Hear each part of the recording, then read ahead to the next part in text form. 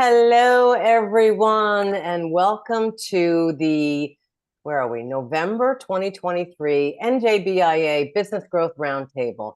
Delighted to be here. Betty, would you like to, first of all, welcome to the table. I know you've been here before, but you're in a slightly different role this time. So why don't you get us kicked off?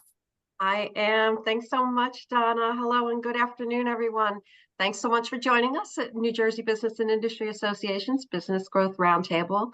We at NJBIA are thrilled to have helped in the creation of this incredible initiative led by such amazing women. So for those of you who are new to NJBIA, we are the nation's largest statewide business association, representing about 1/4 of all New Jersey employees. We offer customer development opportunities, visibility through events, magazine ads, or our podcasts and TV shows, and money-saving discounts on stuff your business is probably already paying for, like payroll, healthcare, training, a 401k solution, and 24/7 HR support. I am Betty Boros, one of the executive leaders here at NJBIA, and if you're interested in more information on us, I'll drop the website into the chat along with my contact information. Feel free to be in touch and we can get you whatever you need. And with that, I'm now going to turn it over to the marvelous Lorena Mosquera of Paradigm Marketing and Design. Enjoy the program. Thank you, Betty. Thank you so much, Betty. And I love the way you pronounced my name. Some people cannot get it right, but you said Lorena Mosquera so perfectly. So yes, everyone, I am Lorena Mosquera with Paradigm Marketing and Design. And I am the workflow strategist, and I manage everything that has to do with data-driven solutions here to hopefully help your sales team get more data. I'm happy to welcome our sponsors today. For today, we have Kim Luthi. Kim Luthi is the Director of Wealth Planning at Synthesis Wealth. She is passionate about life, living a life that has purpose. She's actually on vacation right now with amazing pictures. This passion is instrumental in how she helps clients navigate their journey. Planning for retirement is really one of Kim's specialties. Kim teaches retirement planning courses, and a new one is starting up, actually just started and it's finishing off. There'll be a new one for October 2024, so please make sure you reach out to her. There are 2 night courses covered over a few weeks, and you'll learn how to create a plan to increase your financial stability throughout retirement, strategies on how to minimize taxes. I cannot say that in a fast thing. How to adjust your plan to changing life events and more. So feel free to reach out to Kim. I'll post her information on the chat and make sure that you connect with her for 2024 planning. We also have Laura Crothers. And of course, Laura started Crothers Consulting to help leaders with their people, leadership, and culture approximately 12 years ago.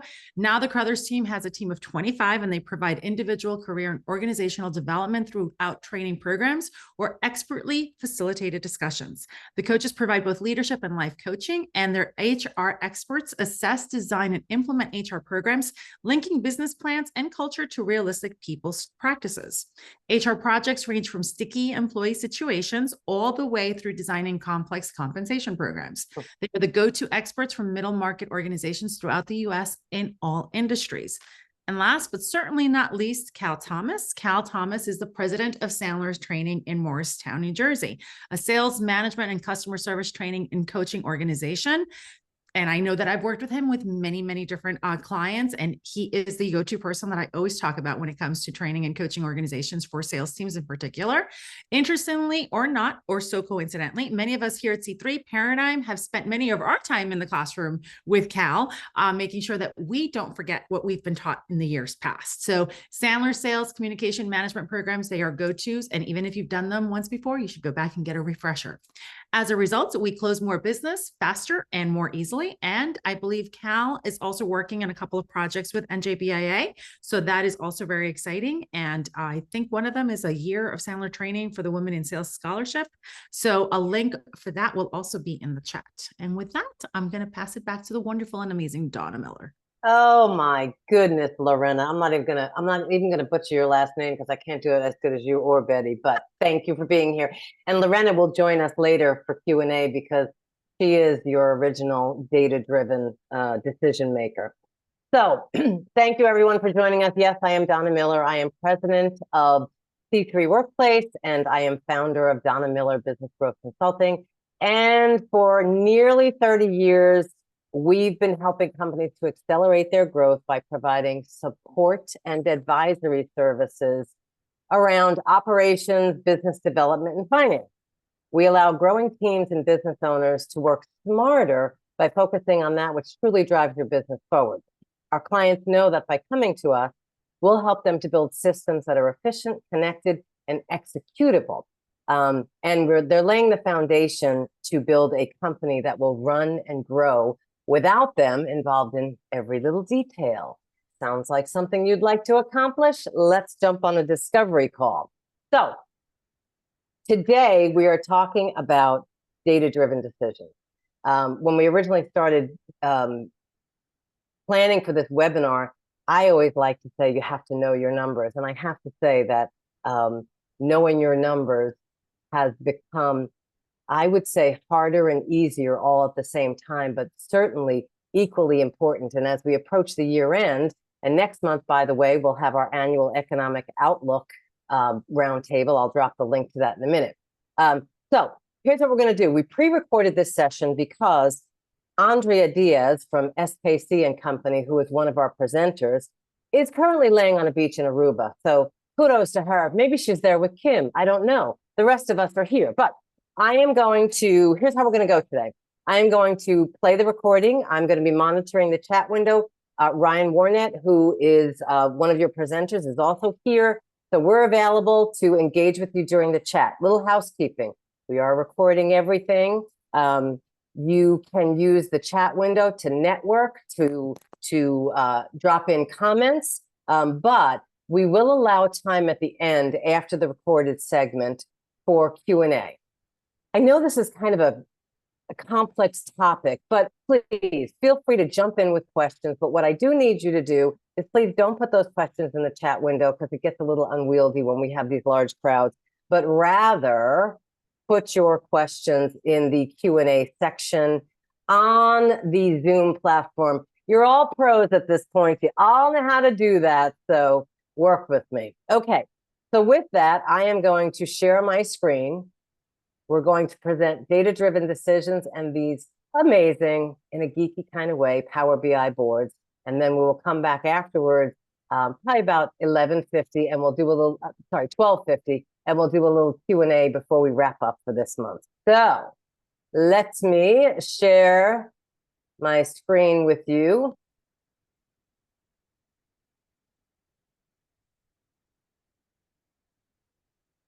Hello, everyone. I am so delighted to be here once again, where today we will be talking about data-driven decisions and how things have changed in that regard, how far it's come. So I am delighted to welcome my colleagues, Andrea Diaz from SKC and Company, and Ryan Warnett from 409 Solutions.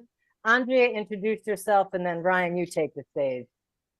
Thanks so much, Donna. Good afternoon, everybody. My name is Andrea Diaz. I am a partner here at SKC & Co. CPAs. We work with small to medium-sized business owners, and our niche is helping all of you grow your businesses and be the best business that you can be and achieve all your financial goals.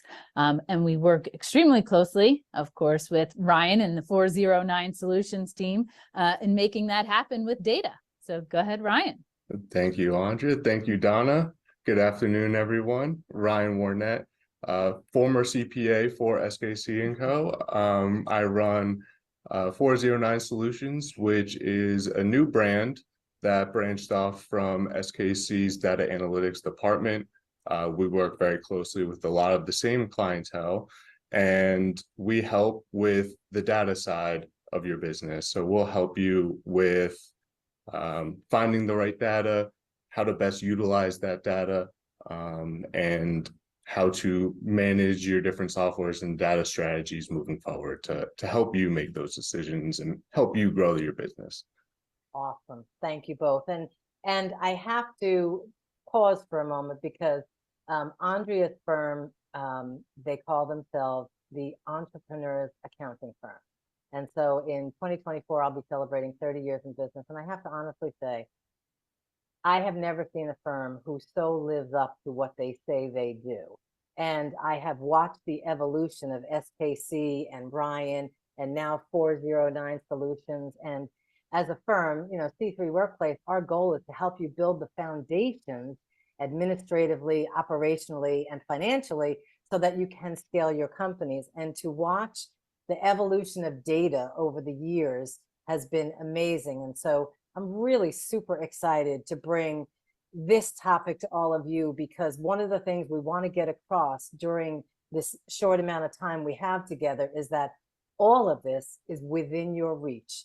And it is without a doubt. I have always said, knowing my numbers and having to spend 6 months in a class before I opened my business to learn how to write a business plan and crunch the numbers was probably one of the most unintentional superpowers I ever developed. So when I say knowing your numbers is important, I really mean it. I live it. And to watch this evolution of data analytics has been fantastic. And I get a little freaked out when I think about how AI is going to play into that. But I'm in my 4th quarter. I'm leaving that to all you young people. I'm done with that.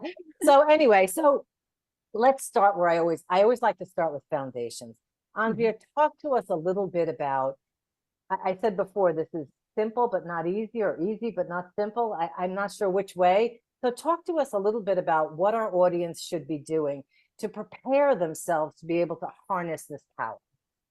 So I want to start by saying data analytics started at SKC & Co. because most of our clients are no more than 50 million in gross revenue. Okay, that's kind of where we stop. So this type of analysis, these visuals, were historically only for the real big guys or the real big players, I'll say. And our goal, because all of our clients are beneath that revenue number, was really to bring the same analysis and the ability to make data-driven decisions to somebody who has a $2 million revenue generating business, somebody who has a $3 million revenue generating business. So that's where this started from. Now, with that, of course, systems are different. And, the bigger players, and they've spent money on systems and processes and have it all at their fingertips. So for our size, it's a little, there's a learning curve. And that we have to take a step back and look at a few different components. First, we all have data. We may not think that we have data, but we all have data. It could be an Excel spreadsheet, that's data. It could be our QuickBooks Online, that's data. Our website hosts data. Our constant contact hosts data. Our CRM systems, our invoicing system. So there's multiple different homes or sources of data that we don't always think about. How can I use this information to get what I want? It generally starts with, I have a problem and I need an answer, or I have a question. What is ... And that's when we say, well, what is your data? Through the process of creating these visual dashboards and going through the strategies and everything that Ryan's going to talk about, what we often see is where we have holes in our data. What systems are we not using to its full capacity? How can we marry 2 different systems or integrate 2 different systems that may not play nicely together on their own? And so over this, I guess it's now almost 4-year journey, we have gone through many reiterations, utilized a bunch of different systems, and have been able to provide all of small business owners with the ability to make better decisions through integrating their data. And Donna, I don't know if you have anything to add to that, or. Yeah, I mean, I completely agree. And I think that, when we talk about integrating data, some of the basic things that we need to do foundationally is, and we're doing this inside my company because I told Ryan 2024 is going to be my year of the dashboard. But that means that I have to go through my CRM, my QuickBooks, and make sure that my nomenclature is aligned. So everyone who sees me speak knows that I'm an action item person. So if this is something you're thinking about, number one, make sure your nomenclature is aligned so that when you go to link data, you can actually link the data, because those of you who have any database knowledge know that it's going to hinge on a common field.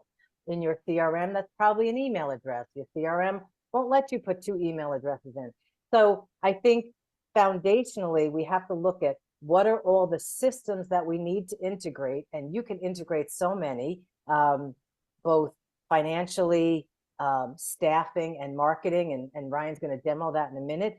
But you have to look at all your systems. And Ryan, I loved when we were preparing for the call, you talked about when we think about integration, let's think about strategy. So talk to us a little bit about, again, foundationally, what's the strategy, the things we want to be thinking about at that 50,000 foot level to start this process?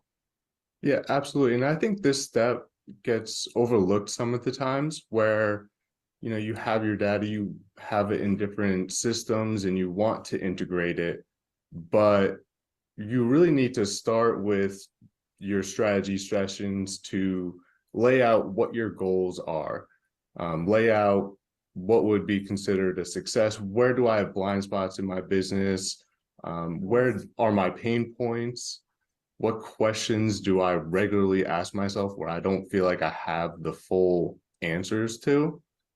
And once you have a good general idea of all of those things, that's where you could start diving into, okay, where is that information coming from? Where can I start shedding that light? And then from there, you could go into your actual softwares themselves of, okay, we need to connect our CRM system with our invoicing system to see the full picture of when someone becomes a lead, how long does it take for them to then become a client? And then when they are a client, how well do they perform? And how does that full picture affect what I now do with my marketing or with how I manage my team working on that client? So it really is looking at it at a bigger picture of what do I want to see? Where do I have my blind spots? Where are my questions? And then diving into the weeds and finding those processes that need to be completed, finding the essential metrics for what you need. You know, you 100%. brought up such a good point, Ryan, which is it's a step that gets overlooked. And I cannot tell you how many times Ryan and I have been on a prospect call, and the thought is not, I have, this idea of what I'd like to see. I think naturally, as business owners, we tend to say, I have this, I want to see this. And it's like, hold on, let's take a few steps back. Why do you want to see that? What is the objective to seeing X, Y, Z? And the more questions that Ryan asks, and the more that we ask, the more we uncover, well, it's really to solve this problem over here, but don't worry about that. We want to worry about that first. We want to know, we want to understand the problem, because there's, multiple different ways to visualize data and see it. And the more that we can understand the full picture, the better off everybody is. And the more accurate your dashboard will be to give you those answers. I completely agree. And also on the strategy side, what I find is not all systems should be integrated. Not all information should be merged. So I also believe that, and I know you're all very smart people, and you attend these monthly business growth roundtables because you're committed to being better at your business and what you do. But in my opinion, this isn't something you do in isolation. You have to get some outside help, because you may not think you have blind spots, but trust me, we all have blind spots. So, the concept of even just doing the discovery to get a sense of what you can or can't do is, I think, really pivotal to the process. And, Ryan, you said something that got breezed over, but I'm going to bring it back to it. You said, do the strategy and then get in the weeds. And there will be a lot of time in the weeds. And if you're like me, if you're a typical entrepreneur and your attention span is about that big, all the more reason why you've got to get somebody outside of you to help you with this process and keep you accountable and keep you from slitting your wrists when you've got so much detail that you just can't make it. But all of that goes to, I believe we always start with the end in mind. So Andrea, talk to us a little bit about, we all have a general understanding of budget casting, but I like the idea of future casting. Talk to us a little bit about that before we go to Ryan and an actual demo, so you can see all this fabulous stuff we're talking about. Sure, sure. So we're in fourth quarter, right? The end of 2023 is here. Let's focus our eyes on 2024. What are we planning for? What's going to happen so that at this time next year, we are celebrating a success from 2024? What does that look like to you? And it's more than just a revenue number, and we certainly want that, right? So what are our sights on for revenue for 2024? What does that mean for our expenses for next year? But let's also look at, what does that mean for our employees? How many people do we have to hire? When do we have to hire? How many hours are they going to work? How are we going to finance this growth? Do we have cash in the company? Are we getting loans? Where are we spending our marketing dollars, and how are we going to track those items? You know, there's so many different layers and aspects, but when we go in with a plan to next year and we have it down, and then we have a mechanism to track against the plan or make changes throughout the year to see what happens if my plan doesn't do exactly what I thought it was going to do, we are much more likely to course correct and change the outcome than just putting together a plan and saying, all right, I'll check it in November of next year. Did we get there? We don't want to wait until November of next year. We want to see it in February. We want to see it in May, and all throughout the year of how are we doing? Is what we're doing working to get us to our end goals? So we start with a budget, and then future casting is updating the future numbers based on what we learn throughout the year. And as we all know, things can change on a dime. So having the ability to update and look at what could potentially happen with our new information throughout the year is, in my mind, priceless. I completely agree. And those of you who've been here a while know that I think it was about 2 years ago, I swiped from Simon Sinek. I promoted myself from president to chief visionary officer because that's my job. My job is to see around corners at this point. And then when I'm working with my business growth consulting clients, my goal is not only to think about what's going to happen in 2024, but I want them to envision, what does someday look like? What does exit look like? How much is enough? How much, what do I want to do with, money is options. That's all it is. It's options. So the goal is never really the money. The goal is, what can I do when I get there? What kind of impact can I have? How can I change the world? Or, buy a great car. I don't know, whatever it is. But I think looking further down the road and retro, coming into that, creating a plan that moves you along that path is also really important. And so, when I first saw a full demo of these boards that Ryan's about to show us, like my head nearly popped off my shoulders. I was so excited in a really nerdy kind of way. So, we're talking about budgeting and future casting. And the thing that I love about this tool that Ryan's going to share is, and I said this earlier, it's very heavy on the front end work. But what I love about this tool is it is real time. And if any of you are Excel geeks like me, you loved a what if. Well, this is a living, breathing, visual what if. It's incredible. So Ryan, why don't you show us the dashboard, give us a sense of some of the things that we can do, and then we'll kind of recap afterwards. And we will have time at the end for Q&A.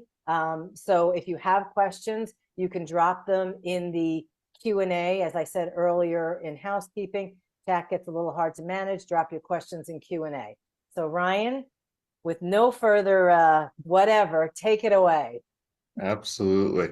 And both Donna and Andrea both brought up some great questions in their explanations of what you should be asking.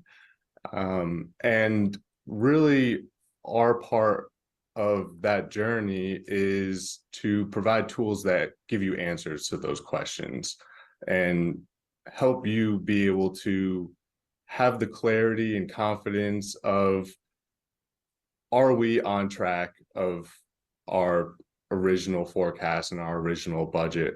Are we above? Are we under? If everything were to go to plan with our budget, with our forecast, but then something else changes, we need to be able to prepare for that. we need to be able to identify that and change courses proactively rather than getting to the end of the year and saying, oh, we didn't reach our goals because of this. Or, you know, we reached our goals, but we could have maximized more in this area. So here we have a budgeting and forecasting tool that we created, and this uses financial data. We have our actuals in blue and our projections in white, and our projections are driven off of a budget that we created using a combination of our past historical performance and also expectations moving forward. So we're able to kind of create what has happened, what we think is going to happen. And what this tool lets us do is this lets us create different situations off of our original future cast. And, you know, we can put in a worst case scenario. We can put in what would this look like with this small wrinkle within the plan if we were to go in this direction. So something that would be powerful is, you know, we have our budget and we have net incomes on the top graph, and then we have our cash positions on the bottom graph. And we're looking at that through the end of the year. And let's say we, you know, there was something big happen in the economy. You know, sales we expect are going to drop moving forward. You know, that could be because of a lot of different reasons, but, you know, some may be out of our control. We could then see, okay, if for some reasons our income were to drop 20% for the rest of the year, where is that going to lead us in terms of cash positions and net income moving forward? And we could see that if our income in this situation were to drop 20%, our cash is now below that zero line. We're not going to be able to last with our current position. If we change nothing of our plan, if our income drops 20%, we've reached our threshold of we need to change our plan. We can clearly see that, okay, this isn't going to work out with how we planned it because of this one thing. We know that that's our threshold. If that were to come up, we know that we need to change course, think of new ideas, be more proactive of what we need to do moving forward. You know what I love about this tool, Ryan, as well, is that you can put in many different variables and just bring that variable pop up again. So, and he went through it a little quickly, but what you can see is he had put in a, variable number 1, right? And he started it in November I think the last one was immediately, but you can put in multiple variables here. You can say, you know what, let's just say we only expect revenue to decrease 20% for 3 months, and then go back. We can just do it for 3 months. Or let's say we expect revenue to increase 10% over the next 2 to 3 months because we have a big project, something that we weren't anticipating. You can increase your income, and at the same time, for those 3 months, you can also put in, maybe I need a part-time contractor, and that part-time contractor to fulfill this project, you can include that in the revenue and the income, and then in the expense, you could do a second variable so that everything correlates with that what if, and for that time period. So it's a it's an interactive tool. You can put in, as you can see, multiple variables. You can put in, as we mentioned earlier, if you're going to finance a new project, it doesn't have to be a revenue or expense item here. It could just be a cash outflow. What will this do to my cash position if I take out a $250,000 loan to buy XYZ? and now I have a 5-year repayment. So what does that look like for my cash? Because your profit and your expenses. Now, I hope for a $250,000 investment that's going to generate some additional revenue. So if it's not, then we should talk before you ever make that $250,000. That's a whole different conversation. That's a whole different Exactly. conversation. Exactly. Exactly. Yes. Exactly. The capability of this tool is really, it's all encompassing, and it allows you to set your goals at the end of this year for next year, and then play with them going forward. It's just about limitless in what you can do. And that goes back to getting in the weeds, figuring out the strategy. What do you need? So what I love about this is it also helps you, you talked about, what if I get this new position and maybe I need to hire a contractor? Ryan, talk to us a little bit about how this dashboard can help us with employee utilization, which I know is something that sometimes these small to medium-sized companies struggle with. When do I hire? Do I outsource? What makes the most sense? So talk to us a little bit about the dashboard that we can use to look at our performance of our team. And I think you brought up a good point as well. Not to get totally sidetracked from that, but we create the tools to help you answer the questions, and our program is fully customizable. So it works with your data, and we can present it in any way that's most useful. We could, make tweaks to every single little thing that you see on the dashboard in terms of presentation wise. Use your terminology, track against your specific goals. There really is no, plug and play in what we do. It really is customized and tailored for the end user, for the client, for the individual. And that's really where you get the most impact out of it.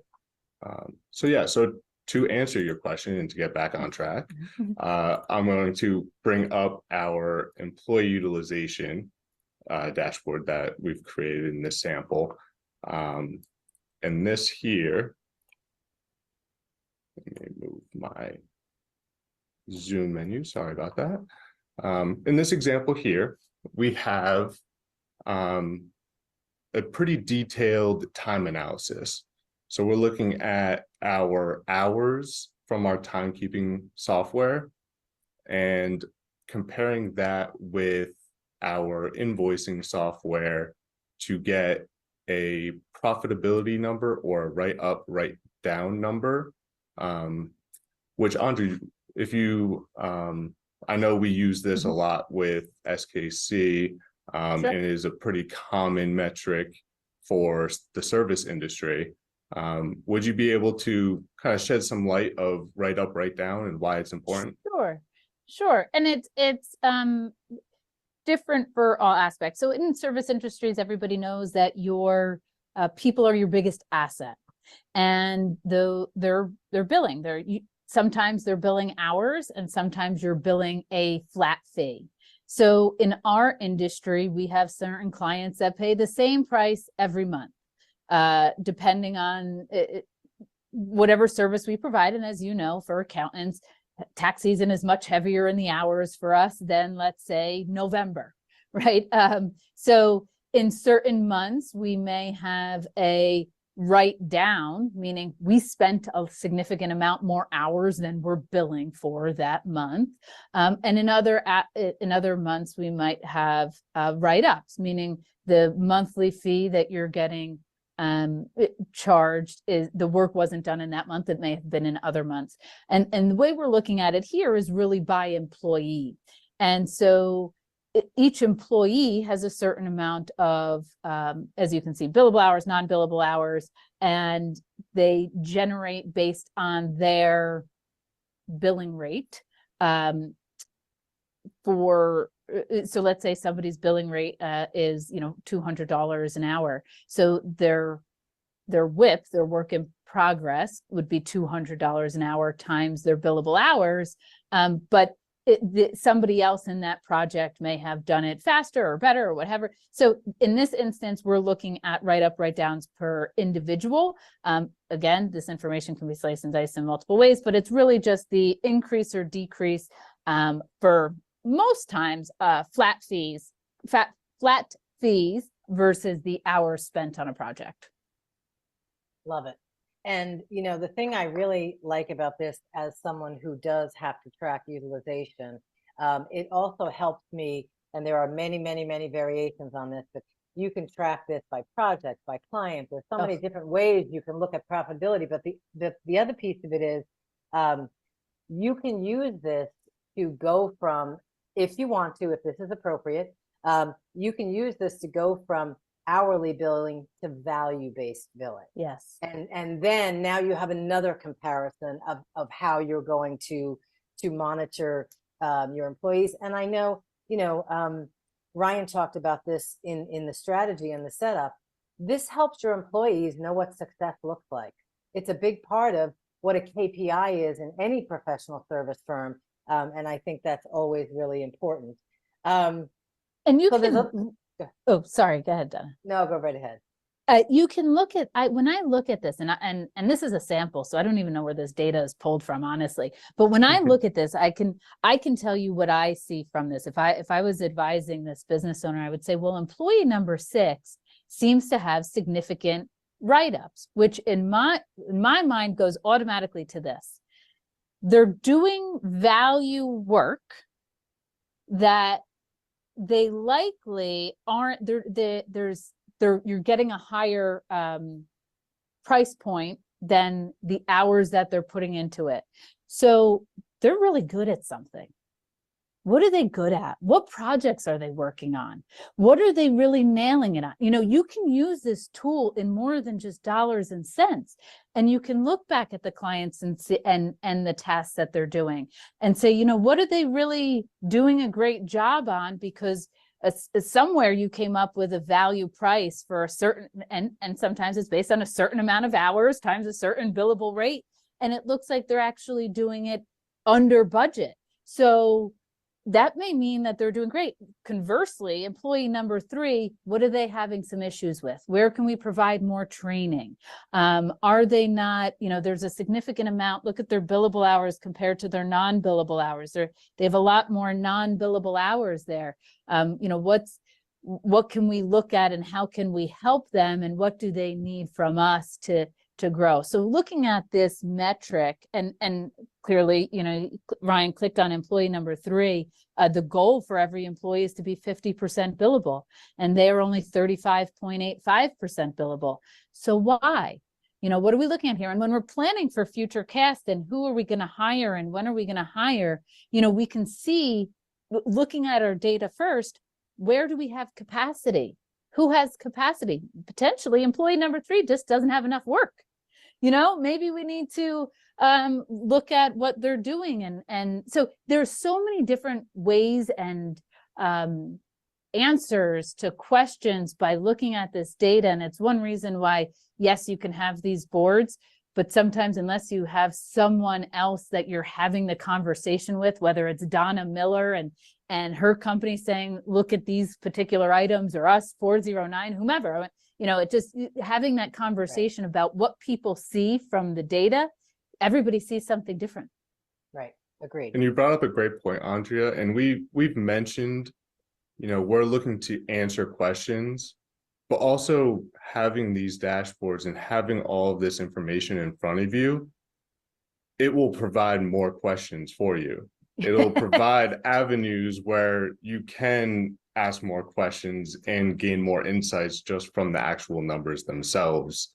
Like you mentioned, some great questions before of, you know, someone or something is performing better than others.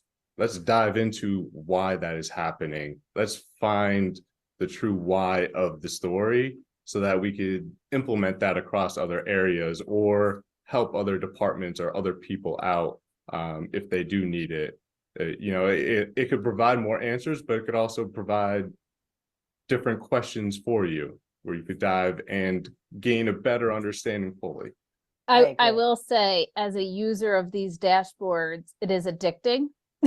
And it's more often than not, as Ryan said, you're going to say, I want more, because right now I'll tell you, if this was my only dashboard, I would say, hey, Ryan, could you give me a dashboard that tells me where all of the non-billable hours are spent? Uh-huh. Right, Uh-huh. Donna? Uh-huh. Well, and I like what both of you said. And Ryan, I think the point I would make in general is as we move along in our career, our job as leaders or business owners or professionals is to ask better questions. And that's, I think, what this allows us to do. Now, in the few minutes that we have left, Ryan, I'm going to ask you to flip to, I say my favorite, but what these analytics can do for you is also give you a very clear picture on where your new business is coming from, what's converting, what kind of ROI are you getting on various marketing initiatives. So talk to us a little bit about the marketing dashboard. Absolutely. And Probably my fave. We've come up with a few different variations of similar data, but this does seem to be a relatively common blind spot within varieties of different organizations, different industries. Lots of times you have your CRM system, and then you have your operations system, let's call it, whatever you're doing. If you're in the service industry, it's most likely a combination of your timekeeping software or your accounting software, where you have your marketing data, and then you have your, let's call it, your business data, your day-to-day data. And we don't have a good link between the two of them, and we don't get that full picture. So the goal of our marketing dashboards is to provide a full picture from beginning to end of, where you're spending the time, who you're reaching, how effective are your different marketing initiatives, who's bringing in the most business in terms of if you have a marketing team, if it's a specific team member, or if it's from referrals. If you have a good network of individuals that refer you business, who is bringing in the most business, who has brought in a lot of business in the past and may not be providing a lot of business now, be able to shed light on that to, be proactive. Maybe I should reach out to that person. We haven't talked in months.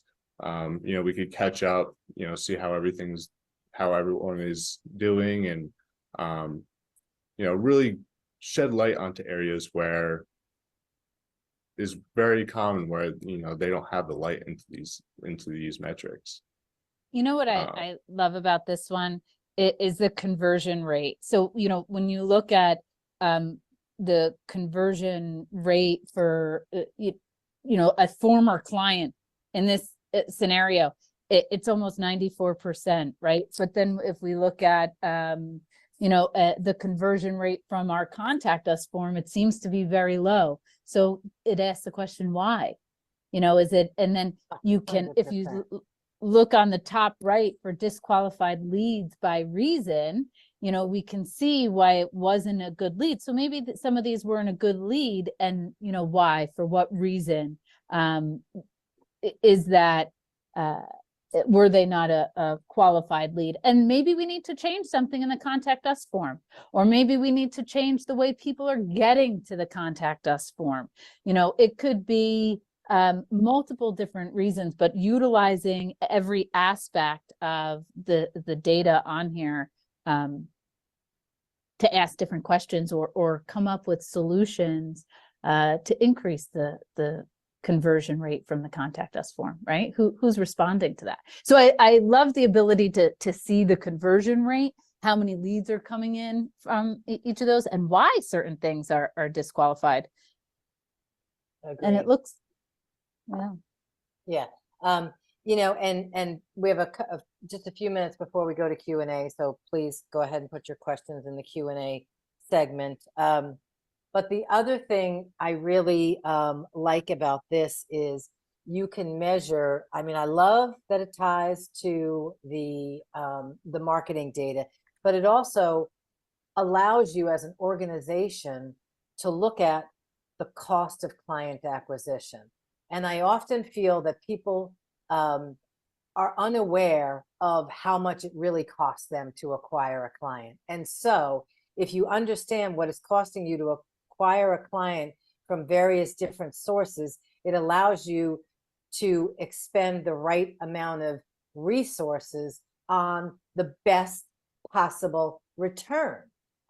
Because with this particular client, if they're getting 239 contact us forms with a very low conversion rate, part of the acquisition form is just processing that initial lead to get it to a no. That's very time consuming.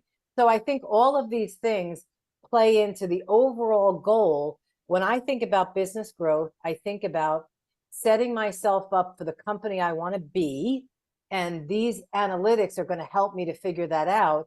But also, where am I going to get the information that's going to help me make the best possible decisions this can help you make decisions in hundreds of different ways, whether it's hiring, outsourcing, insourcing. Should we market this? Should we market that? The one thing I will say on a disclaimer for marketing and what's converting, and I know Rachel is in the background screaming right now. The truth is, it used to take 7 to 11 touches. I don't know statistically what that is now, but what's cited here as the source is what I like to refer to as the tipping point. So you still have to do many of the things you're doing, but you put your focus on the things that are clearly producing the best results. So before we go to Q&A, those of you who know me know I'm very big on action items. So Ryan, Andrea, what do you want to see our audience do in their journey towards having the data, asking better questions, and accelerating their own growth? So just so you know, I think Rachel would say 9 to 13 touches. Okay, but I could be wrong. Okay. I would like people to start thinking about the possibilities of what their business can be with some real data behind making decisions. And I during this time of year, I ask people to put together their wish list, and I ask them to think about in your ideal world, how does your business run? And so start thinking about the possibilities and knowing that you certainly can, at however small or big, have the ability to get this information at your fingertips, and there are resources to help you get there. 100%. Ryan, how about you? I would say spend some time to review and reflect and try to answer some of your questions that you do have, and spend that time forward looking, but also then see if you can measure for that in the past. And if not, I'm happy to have a conversation of how I might be able to help, or my team may be able to help. And really it is difficult to kind of step away from, especially as, busy business owners, it's hard to kind of take a step back and really reflect and review. But spend that time, look to where you want to go, but also look back to see, do I have the information to see if I can reach this goal, or have we reached this in the past? Is this attainable? That's my action item. Agreed. And so all I want to add before we go to Q&A is, I talked about when I work with companies on consulting, very often we're looking at where's the exit door, and the exit door can look so many different ways. And actually, we're probably going to talk about that in January. But what I always say to my clients is, even whether it's having standard operating practices, having your procedures documented, having solid financials and a dashboard like this, literally increases the hard dollar value of your company. So in addition to it helping you to work smarter, make better decisions, hire when you need to hire and not when you don't, it literally will increase the value of your company. So when you look at doing something like this, it's like any other investment in your business. It is an investment, but it's one that I believe will pay you a great return. And with that, we are going.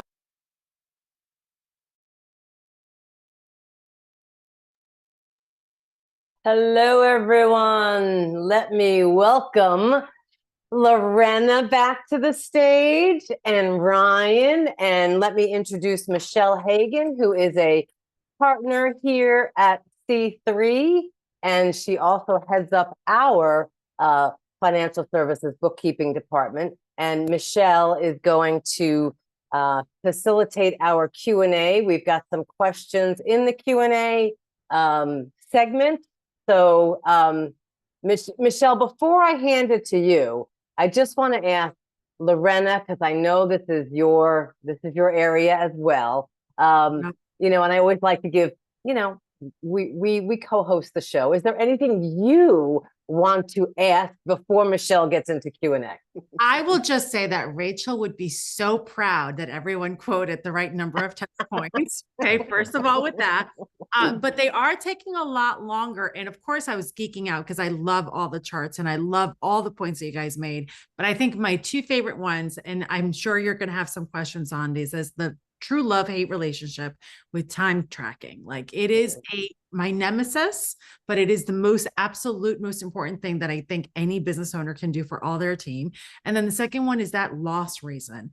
People don't realize how much you can gather from a lead that is not qualified and knowing the why, a sale not closed and knowing the why, because it helps you find so many other holes in the areas of that you may not even be aware of. So that's all I will say. Other than that, I will stay quiet. You don't have to stay quiet. Michelle, I'm handing it to you. Okay. Wow. All I have to say, first of all, before we start is wow, wow, wow. That was some exciting information. So first question, Ryan, if you're ready. I'm ready. All right. How do you pull in the data from different systems?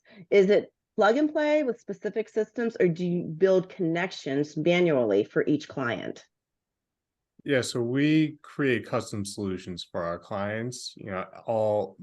Most of the time, there's a variety of different softwares. There's not necessarily a software that everyone uses. For us, we're looking to find the best way to connect to these different data sources, and the best way to integrate everything. So it's more custom based depending on the company's needs and isn't really necessarily a plug and play. Yeah, I just want to piggyback on what Ryan said, and Ryan had said this during the presentation.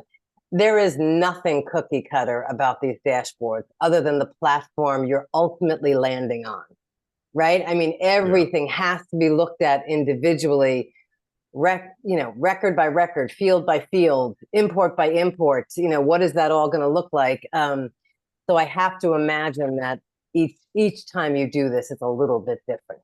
Yeah, every company, even if they're in the same industry, they have different goals, different terminologies, different challenges that they face. So really it is unique from company to company. And I have to add, I think that's also exciting on your end too, Ryan, because it's not the same, It's I think a big that's got to be exciting. Right, you right. basically speak like a different set of like 1,000 languages in order to be able to connect all these systems to talk to each other. Yeah, it's a lot of problem solving, and I mean that's what makes it fun for me. Absolutely. Okay, so we'll go on to the next question. When is a good time for a startup business to seek the services presented? Yeah, I mean, I think you always have to keep it in mind, and you could really start as soon as possible. I wouldn't say there's necessarily a threshold you have to hit or a certain point you have to hit. I would say for our services, us specifically, usually you'll see most of the value or the greatest amount of value with our services when you've gotten to the point where you're not in the day-to-day operations as much. You don't have your toes in every aspect of the business, and you're not seeing every single touch point, and you're not seeing what all of your employees are doing. and you need something else to be able to manage proactively without necessarily physically being there at all times. But data analytics in general, looking into your data and knowing your numbers is important from day one. Yeah. And I want to piggyback on that because I think it's a great question. I don't know exactly what the point is, if there is a specific line in the sand that it's like, okay, this now makes sense. But what I do know is that because we do work with some, smaller companies, having a solid accounting system, having a solid CRM system. If you're in professional services, having a solid tracking, a time tracking system, tying your marketing dashboard as best you can into what you're doing here.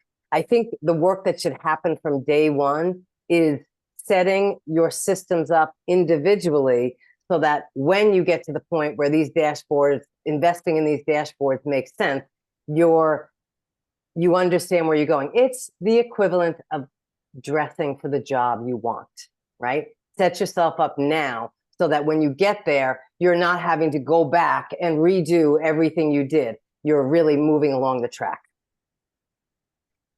Yeah. Absolutely. I mean, I know I tell that with people when we're doing their CRMs, right? Like make sure that you start where you want to go and then backtrack into it. Even if you have a consultation with Ryan and like this is above where we are right now, understanding how best to set up your systems today so that you can easily integrate in the future is so key. And I'm happy to have that conversation, even if you may not seem, ready for services like what we provide. I'm happy to have that conversation to help in terms of, what data do we need to track? Like this is where I want to be in 5 years. What do I need to see within my business to be able to track against that to get to where I want to go? Michelle, before you ask our last questions, because we've got time for one more, Ryan, please be sure you will all get email follow-ups to this. You will all get everyone's contact, but Lorena, Ryan, and myself will drop our contact information in the chat. And I would second what Ryan says. I'd be happy to jump on a call and do what I can do to help you decide, where you are and where you're trying to go. So sorry, I just wanted to make sure that everyone, because we did have a question asked that. So we will drop our contact info and you will get it post-webinar. Back to you, Michelle. Okay. So the last question, I think this kind of relates to the last topic, Ryan, but Andrea mentioned pulling data from a few different sources and places to help build the dashboard. Can you recommend maybe the top 5 data sources that you feel would be most valuable to help people get started? Yeah, and Donna mentioned this before too, in terms of kind of laying the groundwork of the data that you need. It's always very important to have a good CRM system, knowing where your prospects are coming from, where your business is coming from.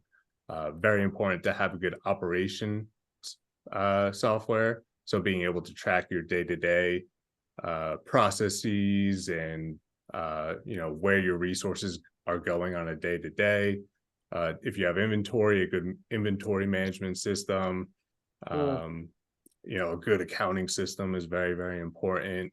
And really, I wouldn't say there's a quote unquote best software in any of those fields, but for integrations and being able to automate certain things, I would say cloud-based systems are usually best for those two key components where integrations, you can pull more information, get a clear, full picture, and automations, you could save time, you could make processes more efficient and really run more smoothly as a business. So I wouldn't say I have a top 5 in terms of particulars or specifics, but cloud-based and in those areas of softwares.